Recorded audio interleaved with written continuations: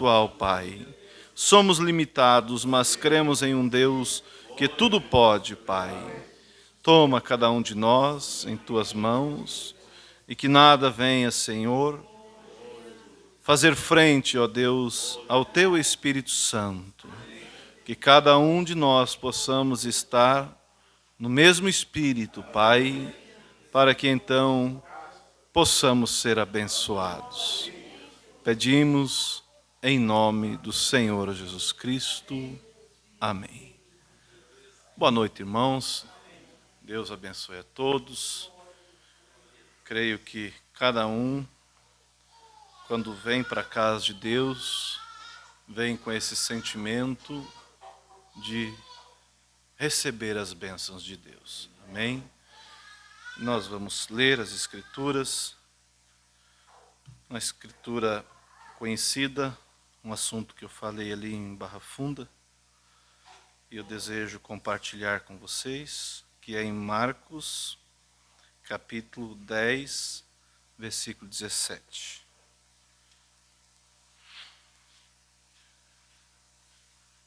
São Marcos, capítulo 10, versículo 17. Eu penso que talvez eu serei um pouco calmo, pausado, mas será de grande ajuda para todos nós ouvir o conselho de Deus. A Bíblia diz assim: E pondo-se a caminho, correu para ele um homem, o qual se ajoelhou diante dele e lhe perguntou: Bom mestre, que farei para herdar a vida eterna? E Jesus lhe disse: Por que me chamas bom? Ninguém é bom senão um, que é Deus. Tu sabes os mandamentos? Captem isso aqui. Tu sabes os mandamentos: não adulterarás, não matarás, não furtarás, não dirá falso testemunho, não defraudarás alguém, honra teu pai e tua mãe. Ele, porém, respondendo, disse-lhe: Mestre, tudo isso guardei desde a minha mocidade. E Jesus, olhando para ele, o amou e disse-lhe: Falta-te uma coisa. Vai, vende tudo quanto tens e dá aos pobres, e terás um tesouro no céu. E vem e segue-me. Mas ele, pesaroso dessas palavras, retirou-se triste, porque possuía muitas propriedades. Então Jesus, olhando em redor, disse aos seus discípulos: Quão dificilmente entrarão no reino de Deus os que têm riquezas. E os discípulos admiraram-se dessas suas palavras.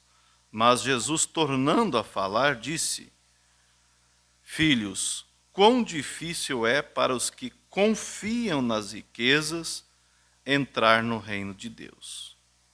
É mais fácil passar um camelo pelo fundo de uma agulha do que entrar um rico no reino de Deus. E eles se admiraram ainda mais, dizendo entre si: Quem poderá, pois, salvar-se? Jesus, porém, olhando para eles, disse: Para os homens é impossível, mas não para Deus, porque para Deus todas as coisas são possíveis. Oremos uma vez mais. Bondoso Deus, te agradecemos, ó Deus, por o Senhor sempre ter falado conosco, sempre ter, ó Deus, nos dado a tua palavra, que é o alimento espiritual para todos nós. Agora toma-nos e confiamos que o Senhor, uma vez mais, Senhor, abençoará o teu povo. Em nome do Senhor Jesus Cristo. Amém. Podeis assentar, irmãos. Como eu disse, eu penso que nós vamos ser bem pausado, mas vamos meditar nessas escrituras, que elas são realmente muito profunda para o nosso crescimento espiritual. E eu quero dar um título como uma pergunta: o que te falta? O que te falta?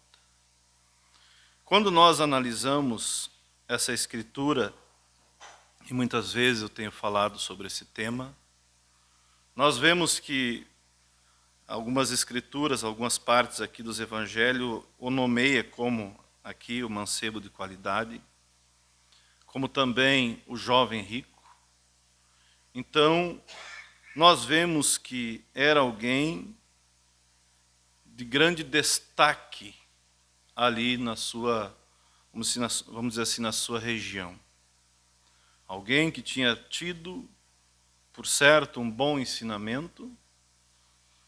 Por certo, ele ia na igreja regularmente e tinha procurado fazer tudo aquilo que estava ao alcance dele. Mas apesar de fazer tudo isso, você veja que a pergunta que ele fez já nos dá uma resposta, né? Que ele chegou a Jesus e disse: bom mestre. Veja que ele chegou com respeito, com reverência, de alguém que realmente tinha tido um bom ensinamento, um bom princípio.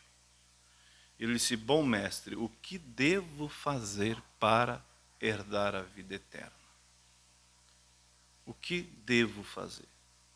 E abro um parênteses aqui, como eu sempre digo, era um moço que os pais, as pessoas, os homens, mulheres ali, que tinham filhas, né, claro, gostaria muito de ter ele como genro. Alguém bom religioso e, além do mais, abonado. Alguém de destaque que ali estava com todos esses, vamos dizer assim, com todas essas qualidades. Mas ainda, com tudo isso, nós vemos que ele não tinha vida eterna. Então, eu quero deixar bem gravado essa pergunta, que é sobre isso que nós vamos falando e vamos aplicando para nós, que é: o que te falta? Você veja que ele tinha tido todos esses bons ensinamentos e todas as qualidades que se podia nomear. E quando Jesus disse para ele: observa os mandamentos. E ele disse: quais? E Jesus citou. E ele disse: tudo isso tenho observado desde a minha mocidade. Alguém que tinha tido um ensino de berço, vamos dizer assim, um ensino também na congregação. E a Bíblia logo destaca, e Jesus, olhando para ele, amou ele, né? E disse: falta uma coisa. Vai e vende os teus bens e dá aos pobres, e vem e siga-me, e terás um tesouro no céu. Ele estava diante do Deus feito carne, Jesus Cristo, que conhece o íntimo do coração. E Cristo, olhando, analisando todas essas qualidades, ele amou e foi. Então, vamos ver aonde está o problema. Você quer ter vida eterna? Então deixa eu te ajudar a ver aonde está o teu problema. E Jesus viu o quê? Estava preso na avareza. Na avareza. Mas quando ele ouviu isso, para ele foi como que um balde de água fria. Tudo que eu tenho feito, me esforçado, batalhado, e eu não tenho vida eterna, e agora ele me pede algo que eu não posso. E virou as costas e foi embora. E aí você segue lendo na sequência, você vai ver Jesus dizendo: quão difícil entrará no reino dos céus aqueles que possuem riqueza. E os discípulos admiraram. E Jesus veio e detalhou mais: aqueles que confiam nas riquezas. E Jesus disse: é mais fácil passar um camelo pelo fundo de uma agulha do que um desses se salvar. Aí os discípulos ficaram mais admirados ainda. olharam para o outro e disseram, mas quem pode se salvar então? Quem vai poder? Você imagina a conversa entre eles? Eu posso imaginar Pedro dizendo, se esse aí com todas as qualidades está voltando sem vida eterna. E eu com meu temperamento, não é? Mateus, um ex-cobrador de imposto, um ex-publicano. Mas aí o que Jesus vem e diz, aquilo que realmente nos dá essa certeza que não há condições humanas para ninguém viver o Evangelho fora de Jesus Cristo. Aí ele disse, o que é impossível aos homens é possível a Deus. O que é impossível realmente aos homens é possível a Deus. Mas infelizmente nós vemos essa passagem, ele virando as costas e indo embora, e o irmão Brana vem e nos ensina que são 3 passagens bíblicas que se referem ao mesmo personagem. Você encontra primeiro ele aqui onde lemos, Marcos 10, 17, o mancebo de qualidade, ou o jovem rico. Depois, na sequência, Lucas 12, versículo 15, o rico insensato. E depois, Lucas 16, versículo 19, o rico e o Lázaro. Ele virou as costas e foi embora. Continuou a vida dele, quem sabe os primeiros dias. Ele não conseguia dormir direito ouvindo aquela voz. Quer dizer, aquela voz meiga e amável de Jesus. Porque a Bíblia diz que Jesus o amou. Se ele o amou, então ele conversou com ele de forma amável. Quer ser perfeito? Venda teus bens, dá aos pobres e venha e siga-me e terás um tesouro no céu. Mas a Bíblia só diz, mas ele, ouvindo essas palavras, retirou-se pesarosamente porque possuía muitas riquezas. Aí nós vamos acompanhando em Lucas 12, o rico insensato. A Bíblia diz que certo homem arrazoava entre si, que farei com todos os meus mantimentos? Não tenho onde guardar toda a minha riqueza? Derribarei os celeiros e farei outros maiores, para que comporte toda a minha riqueza, e depois direi para a minha alma, descansa, come, bebe e folga, porque tens bens para muitos dias. Você imagina esse personagem, vamos dizer assim, aos 19 anos, 18 anos, quando começou a ser um adulto, com todos esses bons ensinamentos, um seguidor da lei, com toda essa boa criação, mas aqui dentro dizia, falta-te uma coisa. Mas falta o quê? Eu não adultero, eu não roubo, eu não minto, eu honro meu pai e mãe. O que será que falta? E ele foi até a reunião de Jesus para descobrir aonde estava o problema, e descobriu. E voltou, virou as costas. Aí você pode ir pintando um quadro de sua mente, vamos dizer, aos 40 e poucos anos, seguiu sendo um bom religioso, ele não deixou de ser religioso, de forma alguma. Mas procurou deixar para trás aquela voz daquele Jesus que disse, venda os teus bens e dá aos pobres e vem, siga-me.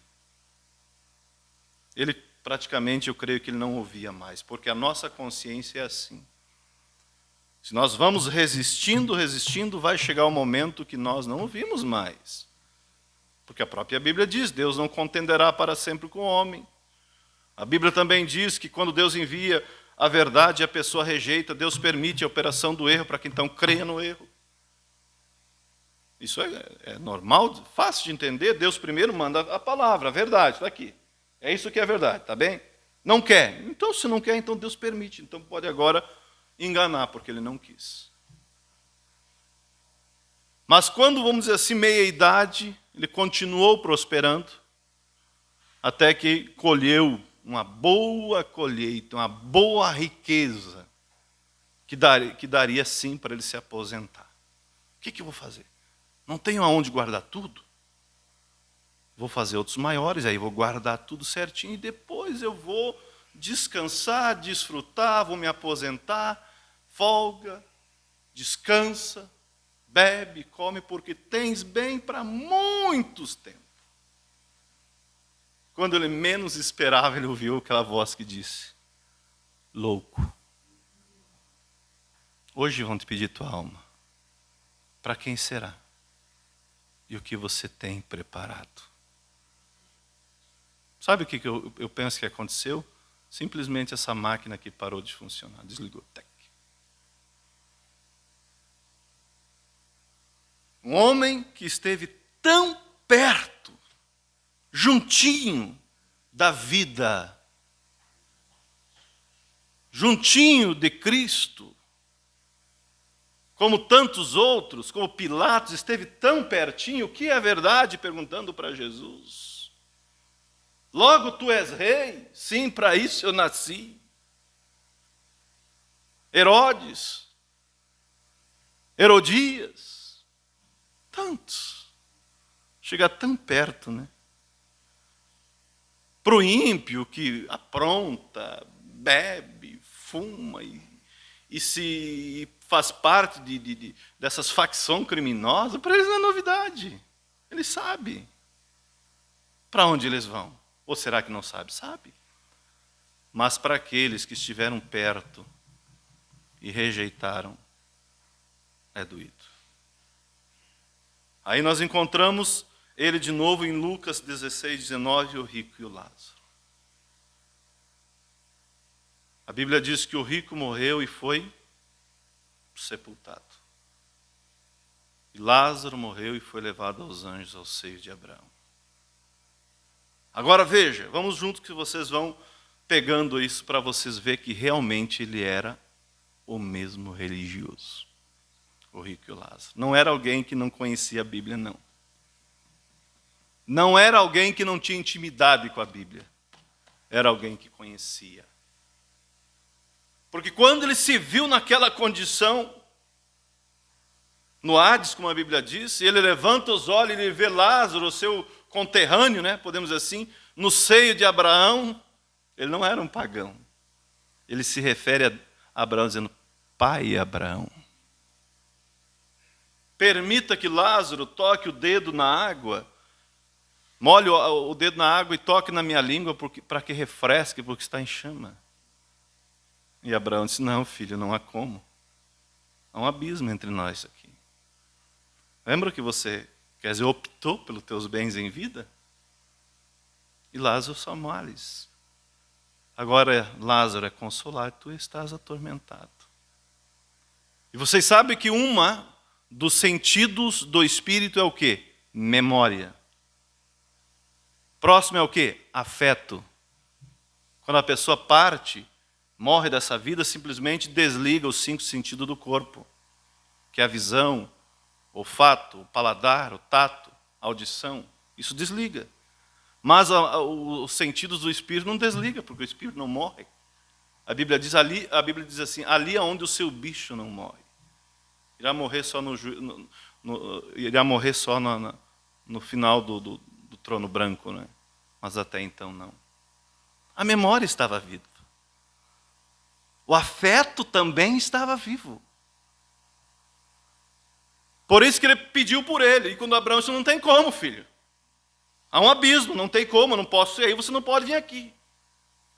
Aí ele quis fazer aquilo que era para ele fazer enquanto estava vivendo. Ele quis ser um evangelista.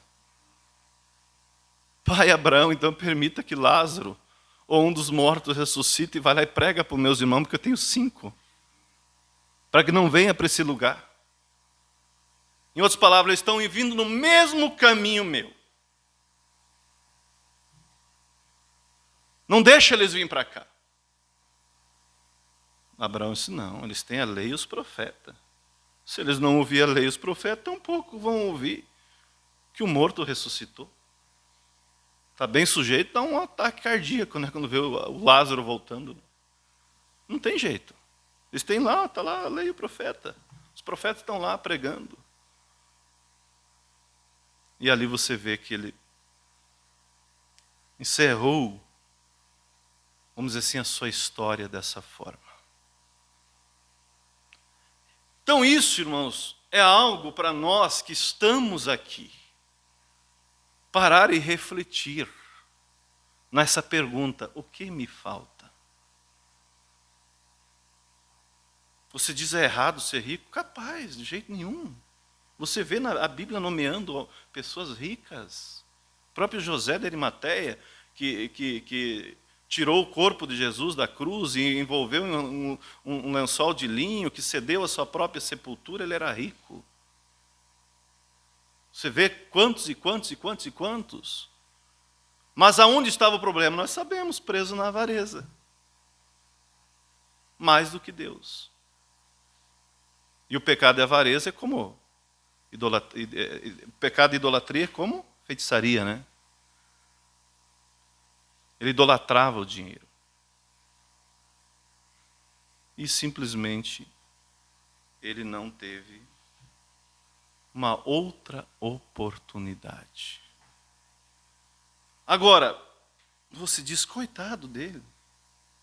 Ele fez tudo o que podia. Sim, ele fez tudo o que podia. Sim, ele fez tudo o que podia. Mas o que Jesus disse? O que é impossível aos homens é possível a Deus. Qual de nós aqui pode levantar a mão e dizer assim, eu posso por mim mesmo? Nenhum de nós pode. Nenhum de nós pode. Mas o que ele deveria ter feito, e infelizmente não fez, era ele continuar nessa boa busca e dizer, Senhor Jesus, eu vou lhe dizer uma coisa. Por favor, me ajude, porque eu não dou conta de fazer isso. Me ajuda, me ensina, me mostra como fazer. O que eu tenho que fazer então? Eu não consigo, mas eu não quero voltar embora com essa mesma seta no meu coração, dizendo, falta uma coisa, você não tem vida eterna, você não tem segurança de vida eterna. Mas ele virou as costas e foi embora. E uns é uma coisa, outros é outra. O meu ponto fraco não é o mesmo teu, o teu não é o mesmo meu, e assim sucessivamente. Agora, como eu estava falando ali em Barra Funda, nós podemos pegar e fazer um paralelo aqui. Pegar o jovem rico, e eu diria, eu chamaria ele um moço privilegiado. Ou se é privilegiado. Por quê? Bom ensinamento, bom religioso e rico. Tinha tudo o que alguém poderia desejar aqui nessa terra. Mas você pode pegar e fazer caminhar fazendo uma análise, por exemplo, com Moisés. Se você comparar o privilégio de um outro, eu penso que Moisés está bem acima. Está bem acima. Mas você vê o fim de Moisés totalmente diferente. Você pode pegar e fazer um paralelo com Paulo. Porque riqueza não é só dinheiro, você pode ser rico intelectual, que eu creio que é pior do que ter dinheiro. A pessoa intelectual, a pessoa que sabe, a pessoa que estudou, a pessoa que realmente chegou naquilo por pesquisa e A mais B. Paulo era um rico intelectual. Criado aos pés de Gamaliel. Mas o que ele estava fazendo com aquela riqueza intelectual? Perseguindo o povo de Deus. Como Jesus mesmo disse, duro é para ti recalcitrar contra os aguilhões. Mas vamos seguir um pouco com Moisés. Nasceu em um período terrível de perseguição para a gente dele. Toda criança naquele período que nascia do sexo masculino servia de comida para os crocodilos. Ele teve o privilégio de ter pais que tinham fé. Porque a Bíblia diz, pela fé. Eles viram que ele era um menino formoso e não temeram o mandamento do rei e guardaram ele, esconderam por 3 meses.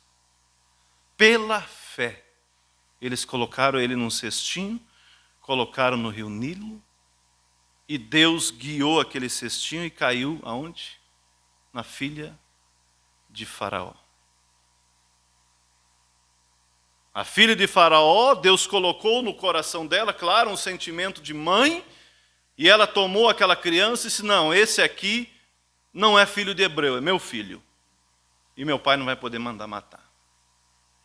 E tendo por mãe adotiva a filha de Faraó, e tendo como mãe biológica e babá, a própria babá dele era a sua mãe biológica. E ele nasceu com todas as regalias que alguém podia ter. Enquanto era cuidado pela babá, recebia o amor de mãe biológica. Quando ia para os braços da filha de Faraó, recebia também o amor de mãe adotiva, né? Será que alguém podia ser mais mimado do que Moisés? Era privilegiado ou não era? Era. Era privilegiado. Tinha os seus privilégios. Mas de repente ele já, vamos dizer assim, moço, começou a ouvir da sua mãe: Moisés, você não é filho da filha de Faraó, coisa nenhuma. Você não faz parte do povo que adora esses ídolos. A tua riqueza é outra. Você é filho, sim, dos amassadores de barro. Mas que esses amassadores de barro, eles têm um Deus verdadeiro. Que esses amassadores de barro, eles têm realmente uma esperança de um mundo melhor.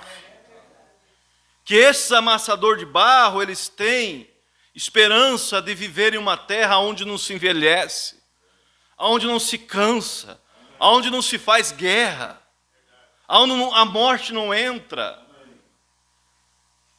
Moisés, nosso pai, Abraão, ele ouviu o chamado do nosso Deus, e ele foi caminhar com Deus, e ele nessa busca, ele procurava, Moisés, por uma cidade cujo artífice e construtor era Deus.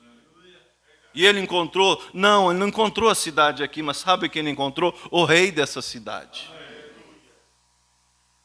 E recebeu pão e vinho desse rei. E ele pagou os dízimos a esse rei. E esse rei almoçou na casa do nosso pai Abraão. É essa a nossa fé, Moisés. Mas o que eu preciso fazer, ou o que você precisa fazer, Moisés, é rejeitar tudo isso que você tem aí de bom. Rejeitar os deuses do Egito, rejeitar os prazeres do Egito. Agora vocês estão captando, irmãos? Como a escolha é algo que nós temos que fazer? Sim. É nós que escolhemos. Moisés podia ter, e tinha, eu creio, a carruagem que ele queria, a mãezinha dava. A casa que ele queria. Ele podia escolher as amizades que ele queria. E quem ele queria namorar, enfim.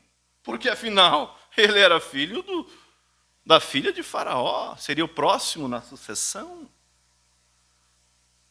Mas quando ele começou a ponderar as coisas, ele tomou a decisão. E aqui em Hebreus capítulo 11, a Bíblia diz assim: pela fé Moisés nascido foi escondido 3 meses por seus pais, e não temeram o mandamento do rei. Pela fé Moisés, sendo já grande, recusou ser chamado filho da filha de Faraó, escolhendo antes ser maltratado com o povo de Deus do que por um pouco de tempo ter o gozo do pecado. Tendo por maiores riquezas o vitupério de Cristo do que os tesouros do Egito, porque tinha em vista a recompensa.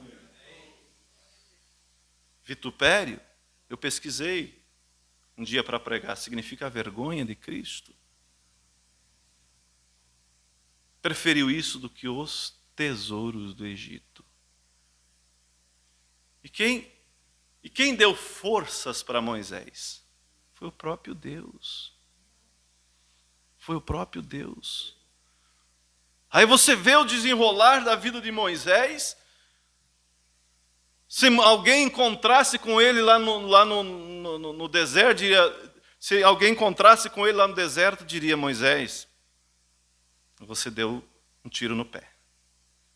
Olha o que você deixou, Moisés. Todo o tesouro, toda a riqueza, para ir tentar defender esses amassadores de barro, aí o que você ganhou, Moisés? Fugir do Egito. E agora o que você faz? Você pastoreia as ovelhas do teu sogro. Nem tua é. Às vezes parece que nós estamos perdendo. Mas siga um pouco lá à frente para você ver. Quando Moisés tinha 80 anos, e quem sabe ele mesmo pensava, tomei uma decisão, deixei o Egito, tomei a decisão pelo Deus dos meus pais, mas olha o que eu ganhei. Talvez ele foi tentado a pensar isso. Ele olhou lá e viu uma sarça que não apagava o fogo. Um dia, quem sabe analisou no segundo dia, lá estava aquele fogo queimando e não se consumia. E ele constatou que ali estava o Deus de Abraão, Isaque e Jacó. E aí nós sabemos a história. Sabemos o desfecho. E eu quero voltar depois aqui em Moisés. Mas vamos voltar um pouquinho aqui no jovem rico. Vamos voltar aqui um pouquinho. Para nós parar e pensar. Cada um de nós temos aquele ponto, e muitos pontos, não digo um só, que nós precisamos, como disse o pastor Febrão um dia, eu preciso estar debaixo da cachoeira 24 horas. Quer dizer, eu preciso estar debaixo da graça de Deus 24 horas. Porque senão o velho homem que estava ali, vamos dizer assim, em coma, começa a mexer o dedinho. E começa a se mexer. E daqui a pouco o velho homem está ali de novo, cantando de vitorioso. Carne sempre vai ser carne. Diabo sempre vai ser diabo. Porque ele tem ciúme do lugar que é nosso. Ele usa a nós mesmos contra nós. Ele usa o nosso complexo, ele usa os nossos desejos, ele usa a nossa carne, ele usa qualquer coisa que ele possa para tentar nos enredar, porque a Bíblia diz que o diabo, nosso adversário, ele anda bramando como leão, procurando a quem possa tragar. Aí será que essa escritura está aqui para quê? Porque ele realmente anda. Mas quando ele encontra alguém que está escondido atrás de Cristo, ele não pode tocar. Quando ele encontra alguém resguardado atrás da palavra de Deus, como o próprio Senhor Jesus Cristo se resguardou atrás da sua própria palavra. Então cada um temos, lembra do título? O que te falta? Às vezes a gente sabe, às vezes não sabemos. Porque Davi disse assim: Senhor, sonda-me e vê se há em mim um caminho mau. Um homem que viveu na lei, mas teve essa postura de fazer essa oração, se ele disse sonda-me, é porque ele tinha analisado a vida dele, e o que ele viu, por certo, ele procurou pôr em prática, ele errou, mas ele voltou atrás. Ele não bateu de frente. Quando ele foi repreendido por Natã, ele disse: pequei, sou digno de morte, sim. Não fez como os demais reis, não, que se rebelavam. Mesmo no período de Acabe, né? Que exterminaram com os verdadeiros. Teve um servo lá de Acabe que protegeu alguns profetas numa cova de 50 em 50 para preservar eles com vida. Elias, quando falou o que tinha que falar, teve que fugir. Mas Davi disse, não, eu pequei. Sonda-me e vê se há em mim um caminho mau, disse Davi. Mas como podemos pedir para sondar quando cada vez que vem a pregação, aquilo vem pac? A pessoa sai lá fora, já esqueceu. É assim. Se existe algo, irmãos, que vai levar muita pessoa para o inferno, sabe o que é? O tal do orgulho. Orgulho. Não deixa a pessoa voltar atrás de jeito nenhum. Orgulho. Como diz o pastor Febroni, pode ser uma Ferrari, mas se não tiver a marcha ré, chegar num beco, apodrece, ele não sai.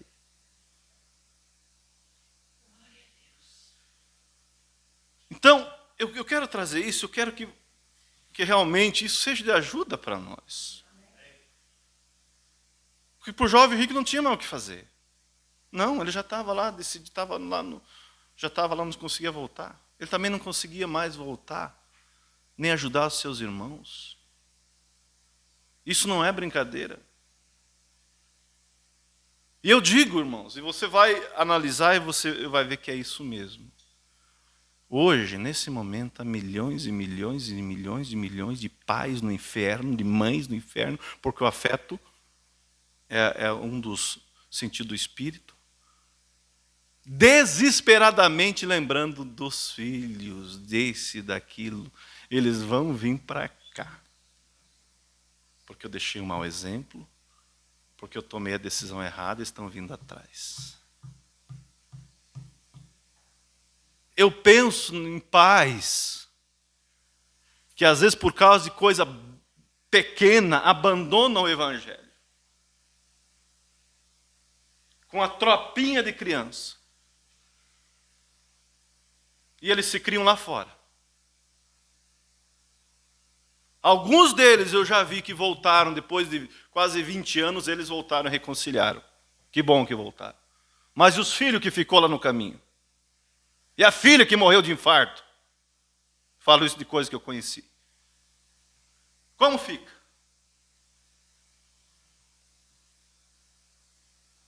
Como fica?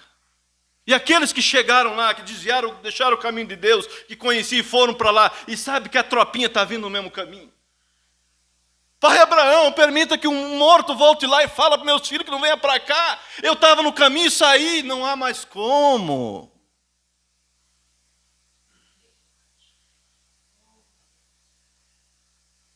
Mas quantos e quantos milhões que estão lá? Também dizendo, é questão de tempo e eles vão chegar aqui, no céu. Porque eu deixei um exemplo, eu deixei um rastro, eu deixei no trono da graça uma intercessão por eles, e Deus é fiel para ouvir.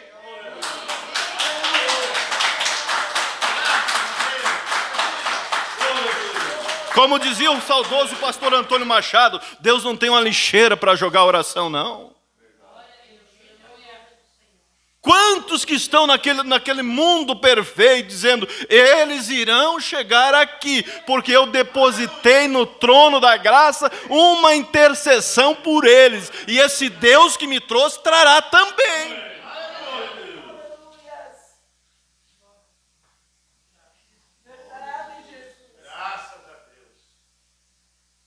Volto a dizer, o que esse jovem rico deveria ter feito, gente?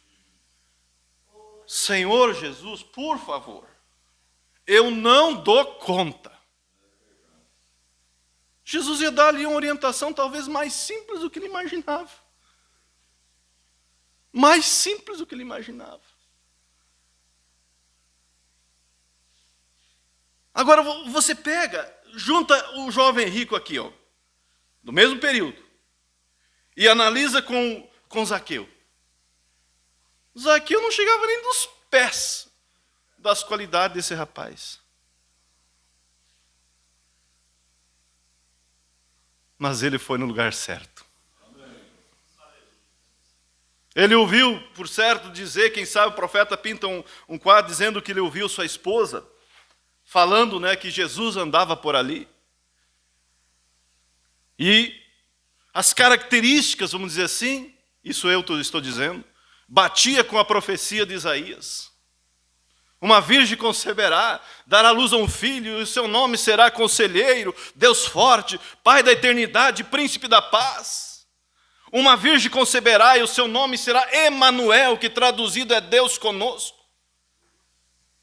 Vamos dizer que o Zaqueu, publicano, dando uma lida lá no pergaminho de Isaías, diz, ó, está aqui, está batendo as características desse homem aí.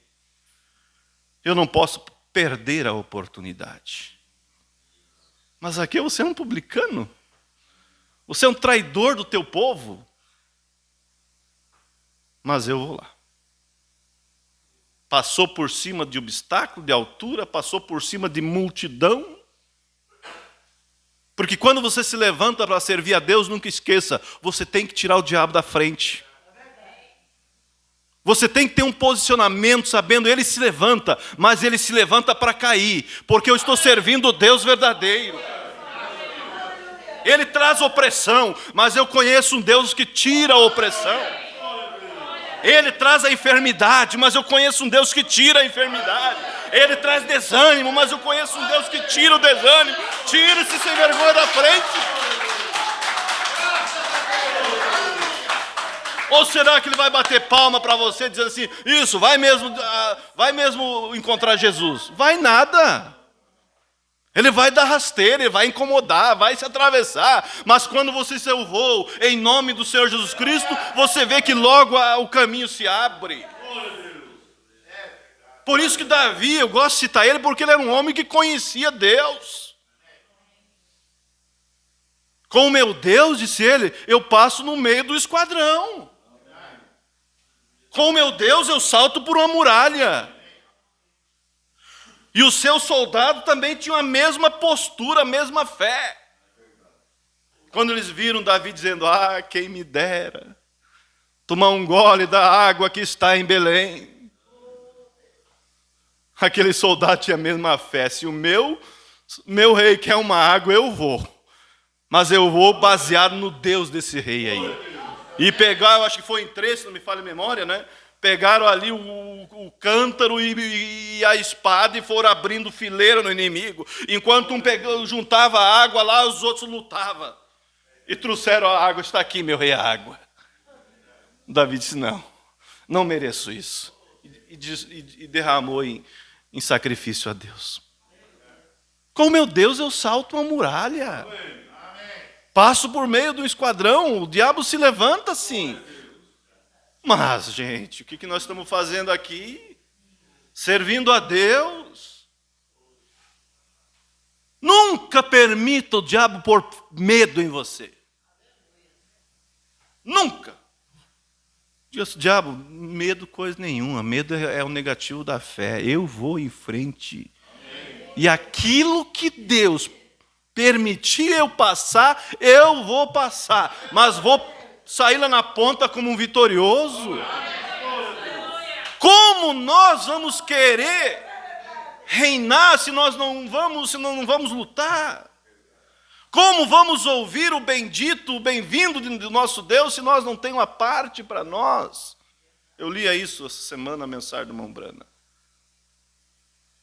A Bíblia diz em Apocalipse, ao que vencer, concederei que se assente ao meu lado, como eu venci e me assentei com meu Pai no trono. Vem o problema, a pessoa às vezes já se escandaliza.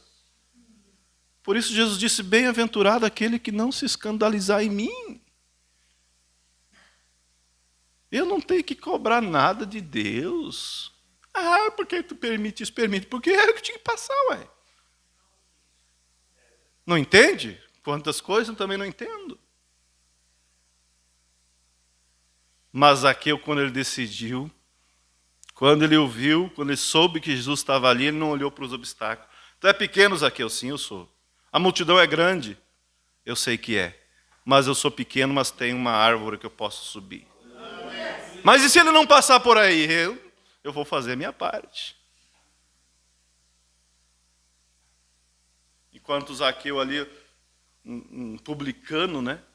Meio escondido, o povo olhando entre meio às folhas, olhando Jesus, Jesus passou embaixo. E a fé de Zaqueu fez contato com Jesus.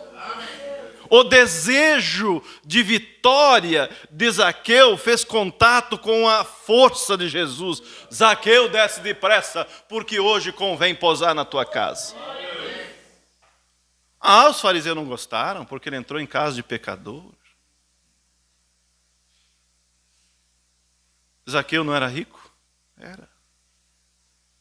E pior, defraudava. Porque o jovem rico não defraudava, a Bíblia diz. E ele defraudava. Mas quando... Aí está. Peguem isso. Quero terminar. Quando Jesus entra na casa de Zaqueu, como quando ele entra na minha vida e na tua, ele mostra o que falta. E não somente mostra, mas ele nos ajuda a corrigir aquilo. Vocês entenderam? Isso. Quando ele entra, faz aquilo que é impossível ao homem, à mulher.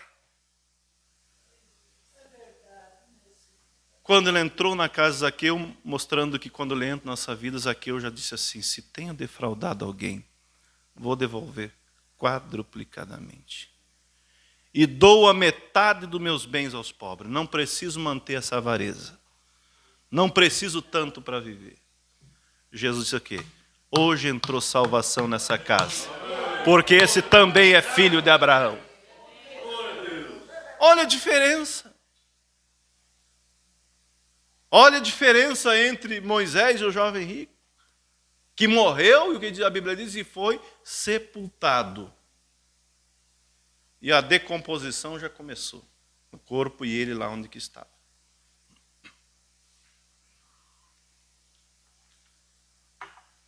Mas quando Moisés, já farto de dias, por ter ferido a rocha, quando não era para ferir, quando o povo fez ele ficar nervoso e ele feriu a rocha, era para falar a rocha, que a rocha ia dar água. Deus disse a Moisés: você não vai entrar na terra. Isso não significa que às vezes no decorrer a gente não falhe. Mas quando a gente falha, nós somos corrigidos pelo nosso Pai. A Bíblia diz que Deus não açoita aquele que não é filho. E aquele que não suporta o açoite é bastardo e não filho. Então é filho. Mas quando Deus disse: você não entra na terra, Moisés. E você vai estudando essa história de Moisés, você vê num determinado lugar que ele começa a insistir com Deus. Veja a intimidade dele, né? Começa a churimingar como um filho que quer churumingar. E Deus diz: Moisés, não me fala sobre isso. Não vamos conversar sobre isso. Você não vai entrar e está acabado. Mas quando ele morre, sabe quem ficou com dor de cabeça? O diabo. Quando ele morreu, a Bíblia diz: quando o arcanjo Miguel contendia com Satanás acerca do corpo de Moisés, não usou de juízo, simplesmente disse: Deus te repreenda. Quando Deus sentencia Moisés que ele não ia entrar na terra por causa de ter ferido a rocha, e diz: sobe o monte que eu vou te mostrar a terra, mas você não entra. E ele sobe o monte e morre lá, nós sabemos.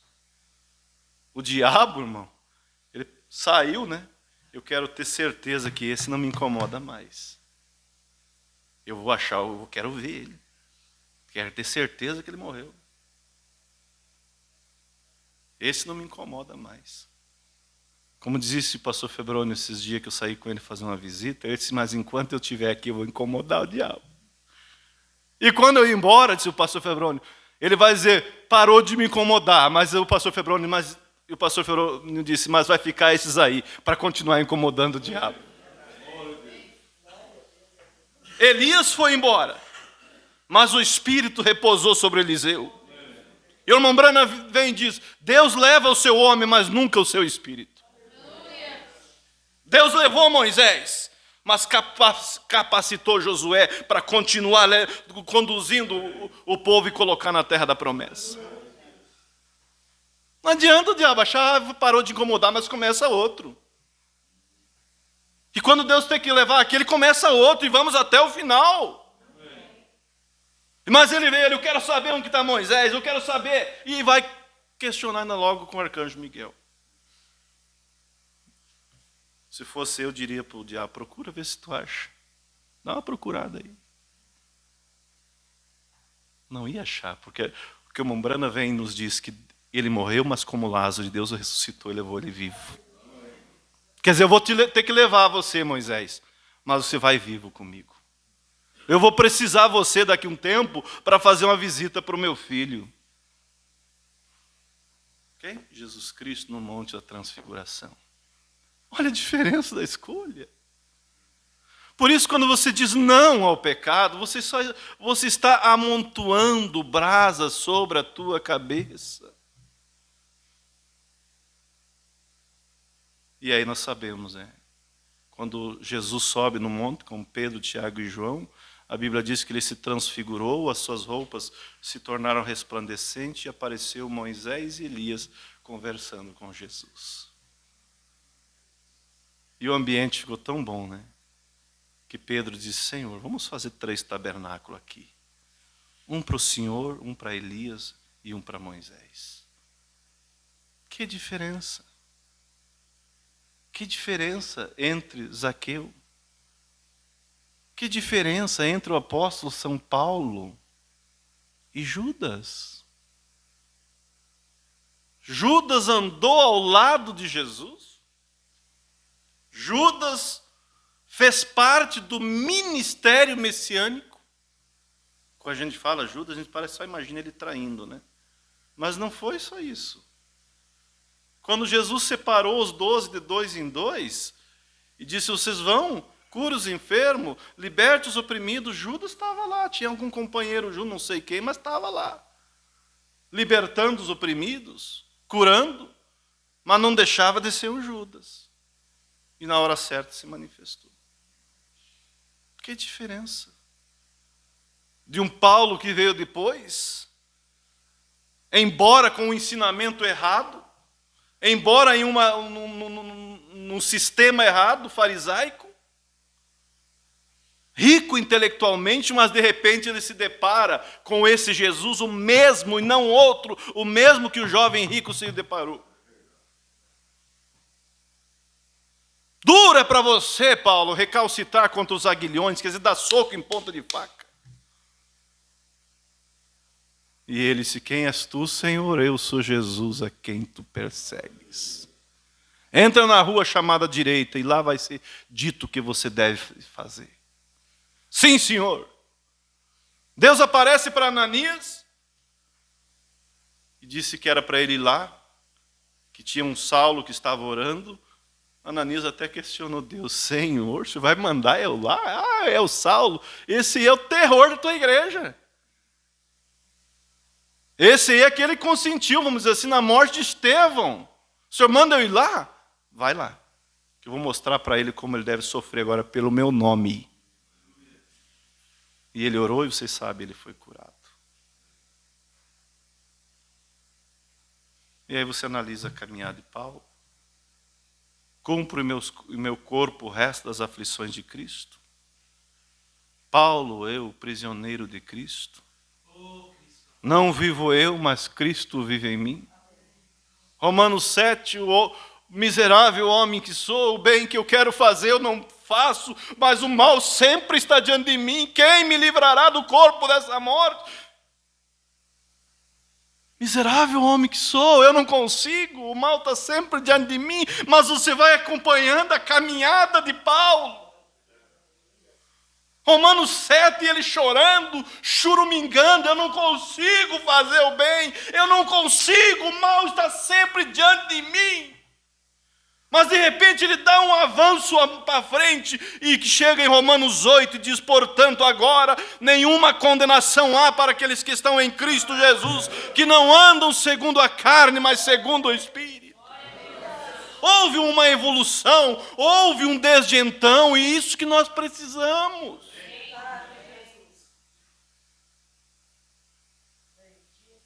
Paulo disse que nós pregamos o Evangelho em demonstração, não só em palavra.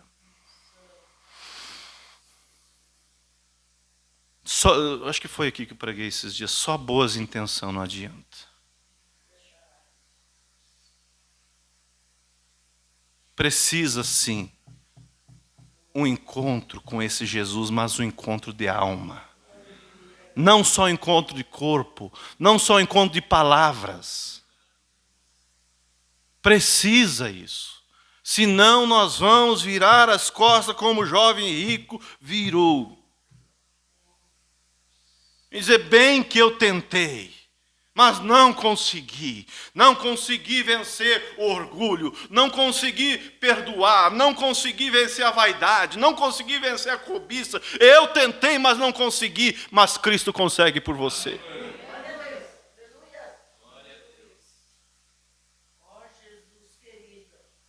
Cristo consegue por nós.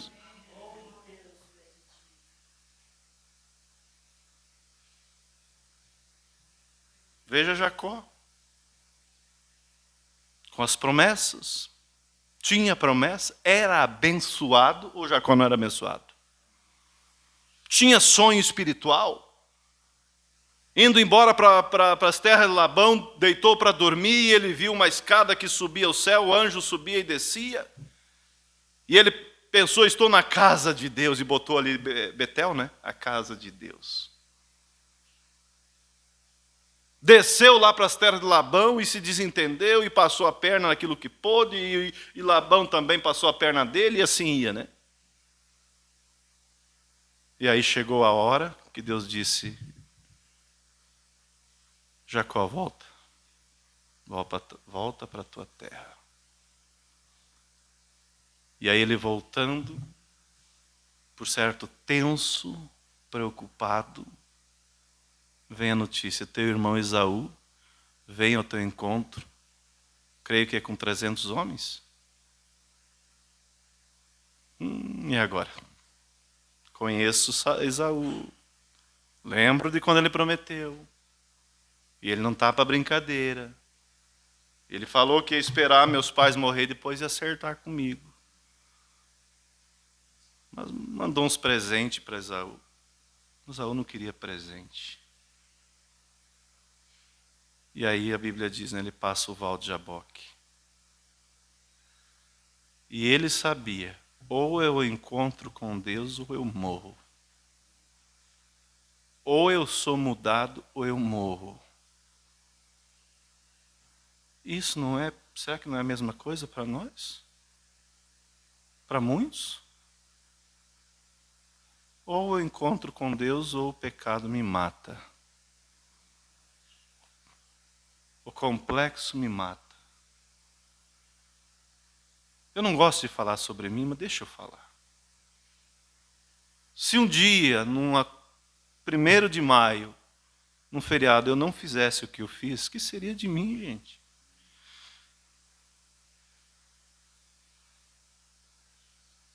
Mas eu entrei um e saí outro. Mas agora você me pergunta, foi 1000 maravilhas, Davi? Não foi 1000 maravilhas. Levei muitas rasteiras. Mas uma coisa, levantei. Paguei o preço quando precisou pagar. Vermelhei o rosto quando precisou vermelhar.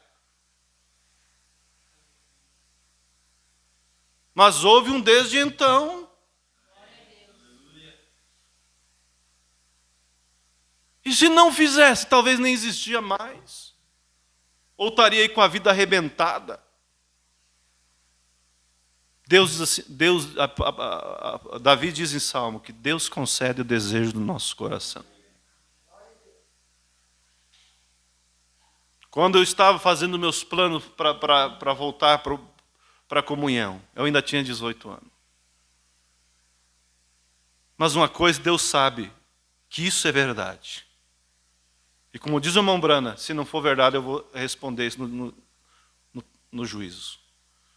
Eu não queria estar lá e estar cá. Eu não queria. Hoje eu estava no altar e amanhã está no mundo de novo. Eu queria vir e realmente seguir. E Deus ouviu. Deus ouviu. Ou encontrava com Deus ou morreria. E assim foi Jacó. Né? Mas quando ele viu que o anjo desceu, ele agarrou a perna do anjo e disse: eu não te solto. Como você tem a tua experiência também, eu tenho a minha. Quando eu entrei diante de Jesus Cristo, eu não soltei mais. Eu só dizia: Senhor, eu sou isso, mas o Senhor sabe que eu não quero. O Senhor sabe que eu não quero. Mas daqui a pouco virou o jogo. E eu sabia, eu não sou mais aquilo.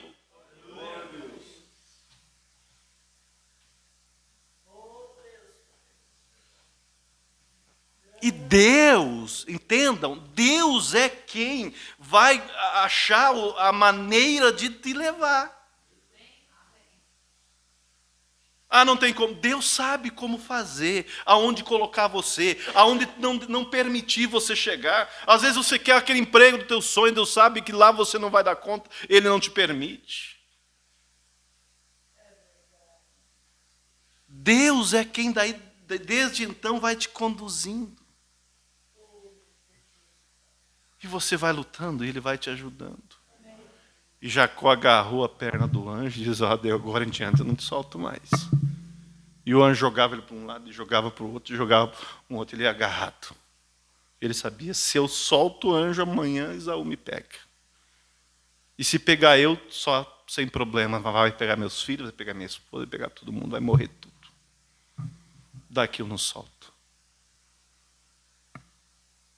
Quantos pais, se o diabo te pega, já pegou tua família? Pastor, se o diabo te pega, quanto estrago o diabo faz?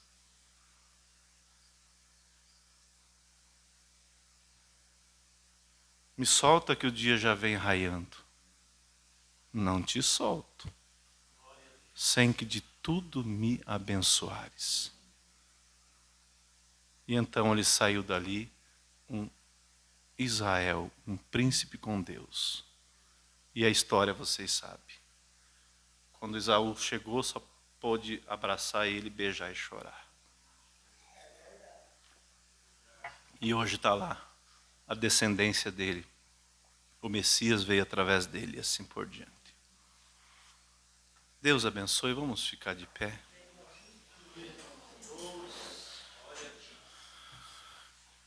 Cristo é a resposta.